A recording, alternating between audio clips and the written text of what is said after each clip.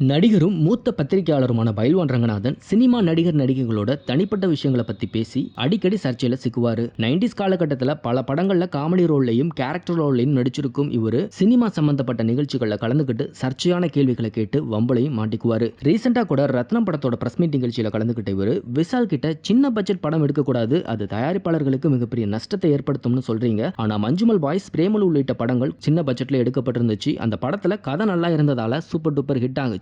இதுக்கு என்ன சொல்லுவீங்கன்னு கேள்வி கேட்டிருந்தாரு. இவரோட கேள்வியால கடுப்பான விஷால் சத்தியமா அவரோட கேள்விக்கு நான் பதில் சொல்ல மாட்டேன்னு சொல்லியிருந்தாரு. இது மிகப்பெரிய சர்ச்சையை உண்டாக்குச்சு.